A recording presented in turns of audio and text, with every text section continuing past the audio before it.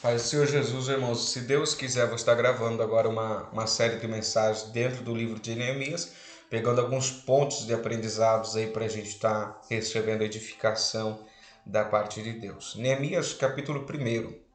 As palavras de Neemias, filho de Racalias, e sucedeu que no mês de Quisleu, no ano 20º, estando eu em Suzã, a fortaleza, que venho a Hanani, um dos meus irmãos, ele e alguns de Judá, e perguntei-lhe pelos judeus que escaparam e que restaram do cativeiro e acerca de Jerusalém. E disseram-me: os restantes que ficaram do cativeiro lá na província estão em grande miséria e desprezo, e o muro de Jerusalém fendido e as suas portas queimadas a fogo. E sucedeu que, ouvindo eu estas palavras, assentei-me, chorei e lamentei por alguns dias, estive jejuando e orando perante o Deus dos céus. Aqui já pegando esse primeiro contexto, do capítulo 1, do verso 1 ao 5. Neemias, agora estando em Suzã, fortaleza, sendo copeiro do rei, Neemias está numa posição de confiança. Sendo copeiro, ele tinha que ouvir os desabafos e dar conselhos informais ao rei. E não somente deveria provar o vinho para saber se estava envenenado ou não, como também deveria ser uma companhia agradável ao rei. Ele está numa posição que Deus o colocou e uma posição privilegiada. Agora uma má notícia vem até ele. A notícia é que toda Jerusalém, todo o povo dele que restou do cativeiro está dentro da nação, porém em grande desprezo e miséria. Quando ele recebe essa grande notícia, Neemias, eu volto a dizer, ele estava em Suzã, a fortaleza, que é um contraste da situação que o povo dele estava vivendo.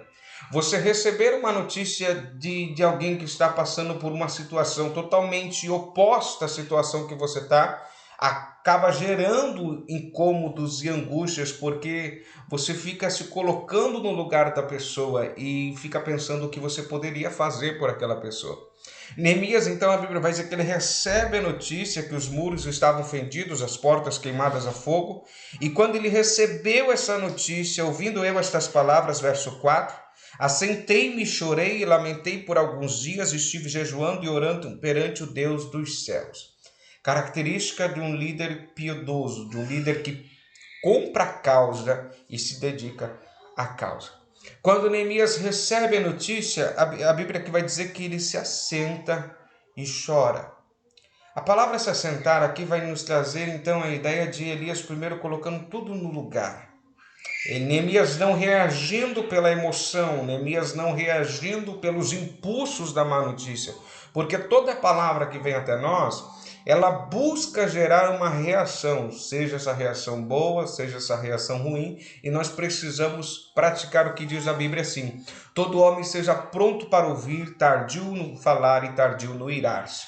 Neemias ouve, e agora ele começa a ter o paladar da notícia. Ele se assenta e chora. Quando ele se assenta e chora, e lamentei por alguns dias, estive jejuando e orando perante o Deus dos céus. Neemias leva a causa até Deus. E aqui já começa a diferença desse grande servo de Deus. Ele está numa posição de privilégios, de honra, de graça de Deus. Só que ele não leva a primeira causa para o rei. Ele leva a primeira causa para o rei dos reis. Independente da posição que Deus nos colocar, nós nunca poderemos confiar na nossa posição, e sim primeiramente em Deus, que libera graça e porta aonde Ele quiser, e a porta que Ele abre, ninguém pode fechar. Neemias não põe o coração dele na confiança. Ele podia ir correndo até o rei. Não, eu sou amigo do rei, eu faço companhia para o rei, eu estou há anos na presença do rei. Não, ele não usa da posição dele. Primeiro ele usa da posição dele como servo de Deus e fala com Deus. Quando nós recebemos uma má notícia, uma provação, um deserto, um acontecimento, nós temos que praticar isso. Se assenta, coloca tudo no lugar, coloca os pensamentos no lugar, chora para Deus, leva a causa para Deus, mas não esquece, ore e jejue diante de Deus dos céus. Ele toma então esse caminho. E olha só como a Bíblia vai dizer que esse é um passo de excelência e de abertura de graça ainda maior na nossa vida. Neemias capítulo 1 continua então dizendo no versículo 5, a oração de Neemias é uma chave espiritual tremenda também. Ah, Senhor Deus dos céus, Deus grande e terrível, que guarda o conserto e a benignidade para com aqueles que te amam e guarda os teus mandamentos. Neemias chora, lamenta, jejua, mas na oração dele, ele chega elogiando a Deus.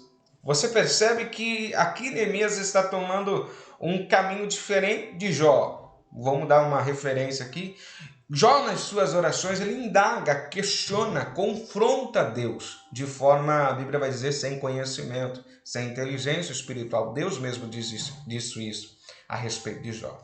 Neemias não, ele recebe a notícia terrível, estão em miséria e grande desprezo. Quando Neemias entra então na presença de Deus, ah, Deus dos céus, Deus grande e terrível, terrível no sentido de poder, Deus pode, Deus é, que guardas o conserto e a benignidade, Deus de aliança.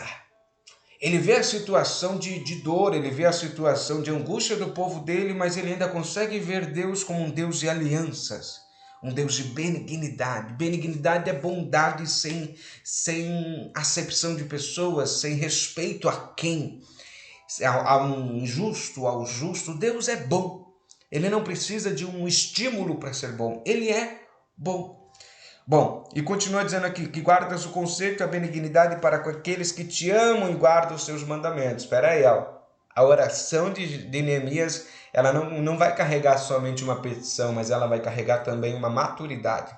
Eu sei que Deus é benigno e para com aqueles que te amam e guardam os seus mandamentos. Ou seja, recebe da benignidade de Deus de forma contínua quem se mantém em obediência aos seus mandamentos. Isso é bom juízo.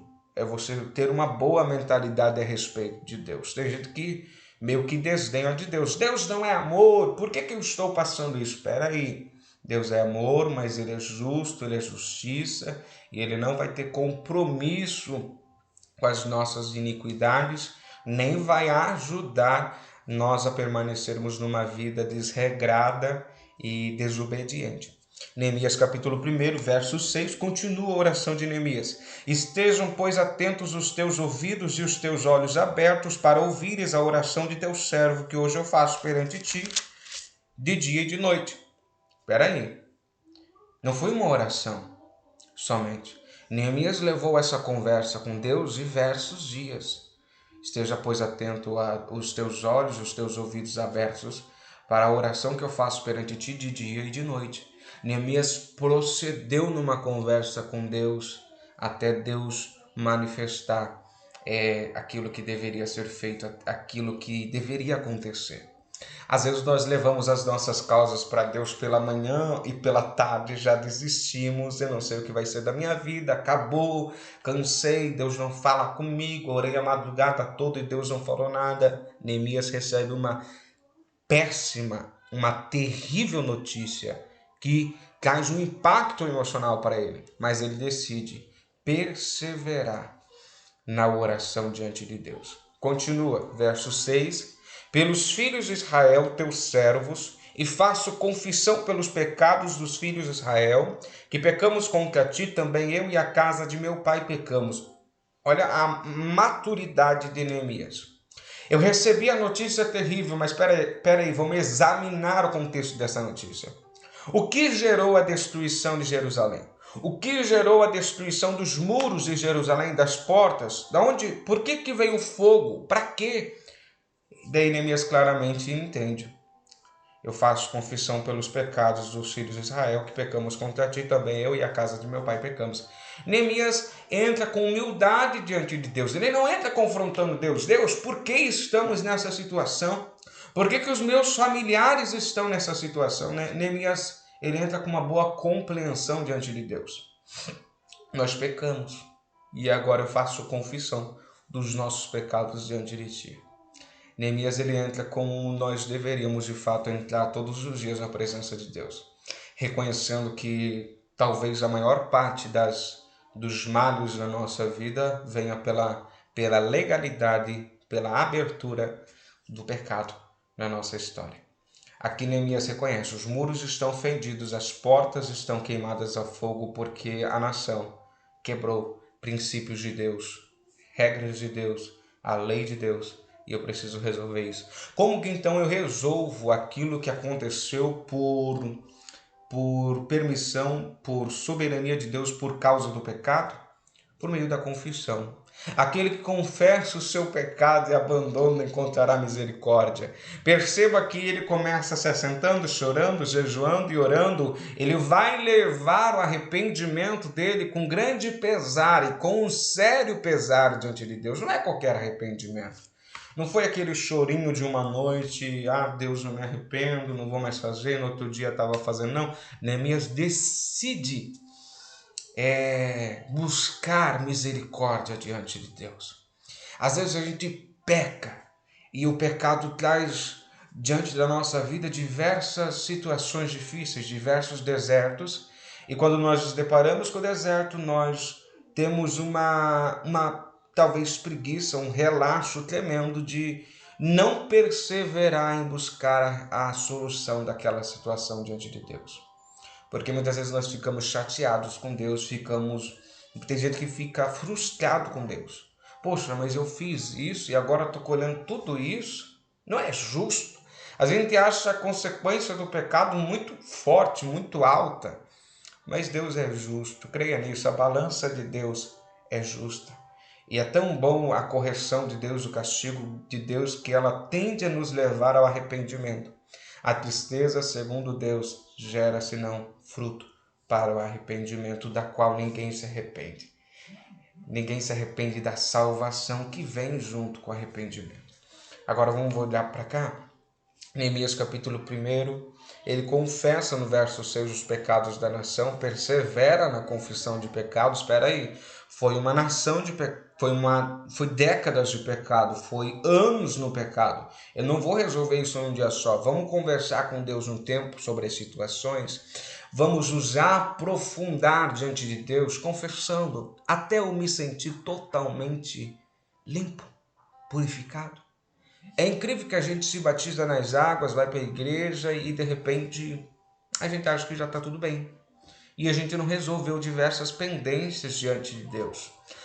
Fugindo um pouquinho daqui, quando Jesus entra lá na casa de Zaqueu, a primeira coisa que Zaqueu faz, além do banquete, é se levantar na mesa e falar: eu vou restituir tudo que eu roubei, e vou restituir 4 vezes mais, e vou dar metade dos meus bens aos pobres.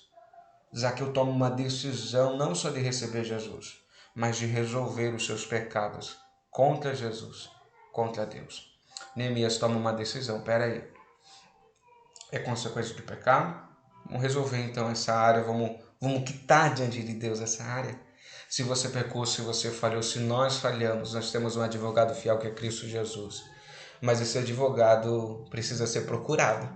Nós precisamos ir até esse advogado. Eu contei uma visão aqui quando eu preguei essa palavra, que Deus deu um sonho onde um parente meu queria a senha da conta bancária dele. E a senha da conta bancária dele eu tinha no sonho.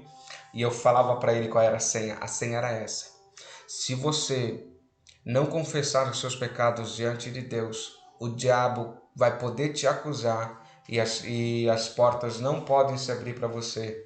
As bênçãos não podem chegar enquanto você não dobrar o teu joelho e confessar os seus pecados.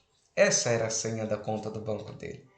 Eu passei esse sonho para o meu parente, ele disse que de fato ele tinha uma resistência muito grande de se ajoelhar para confessar pecados. Ele falava com Deus, mas não confessando pecados. No sonho eu dizia para ele o seguinte: tem pecados que você abandonou, mas não confessou. Enquanto você não confessar, o diabo pode te acusar. E ele disse que de fato ele não tinha esse hábito de confessar. Depois que Deus deu esse ensino para ele, a porta de emprego se abriu. Eu não posso prosperar aonde tem coisa escondida.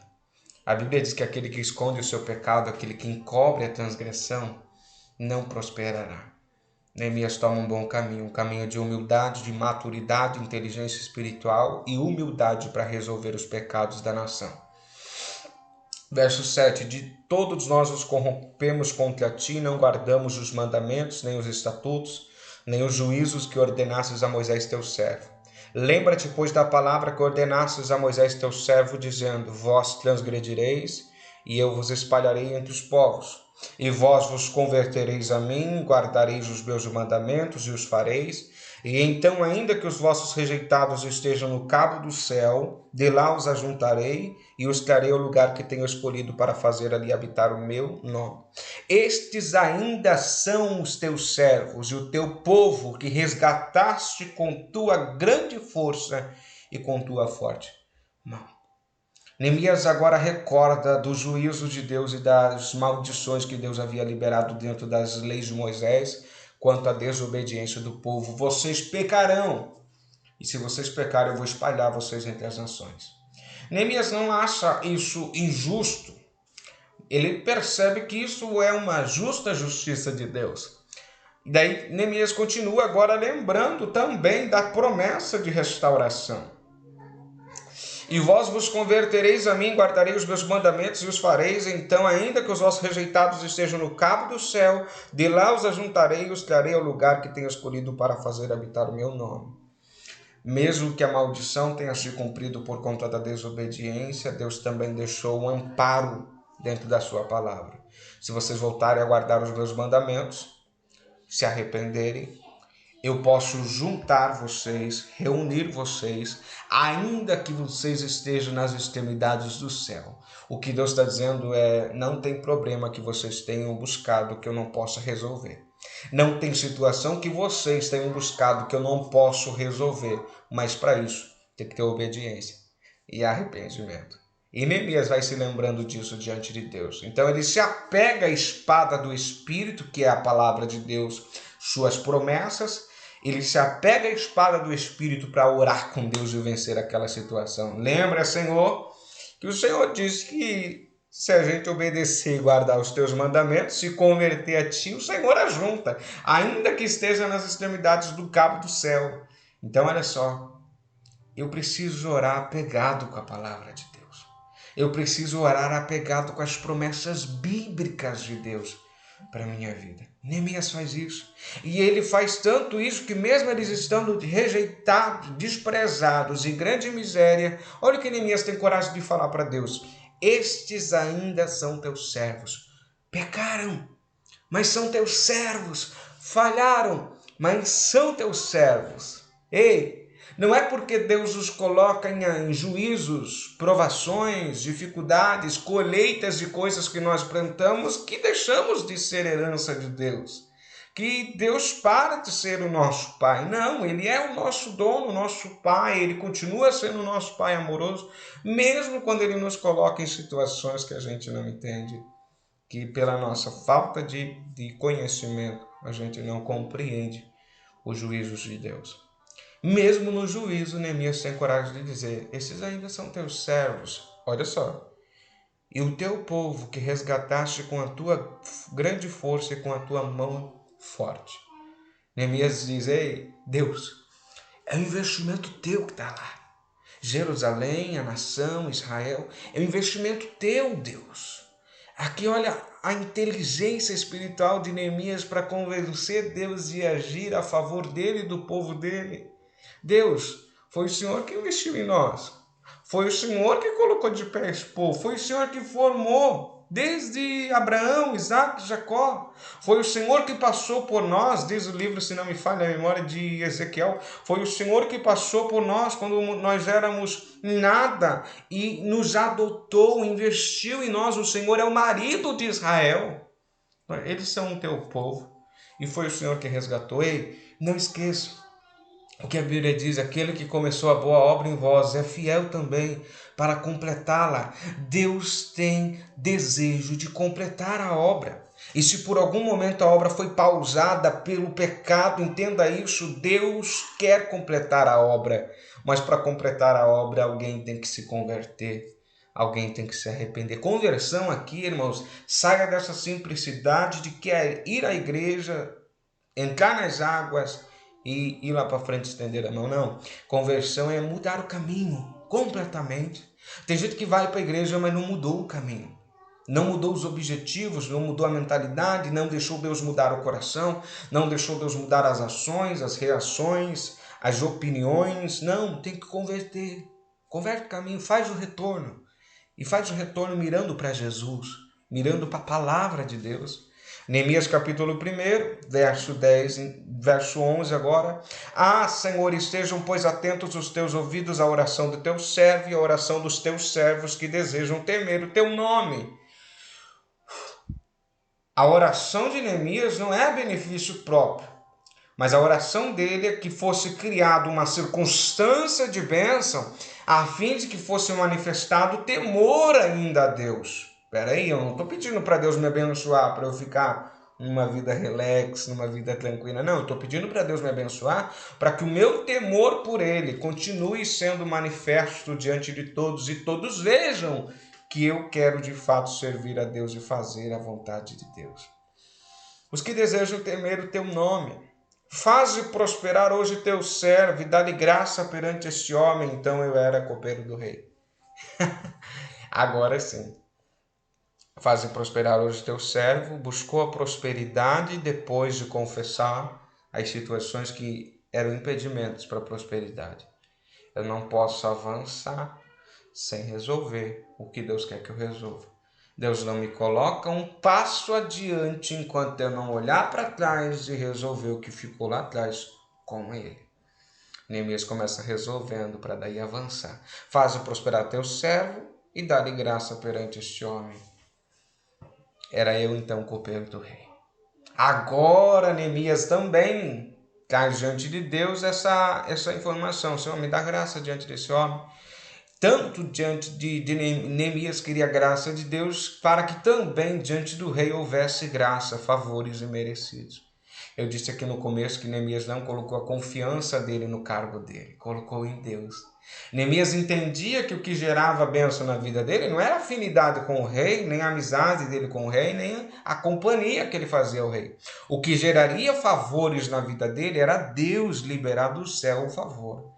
Como tem gente se enganando nesse tempo com amizade, gente se enganando querendo favor de homem, e esquece que antes do homem te ajudar, Deus tem que falar sim.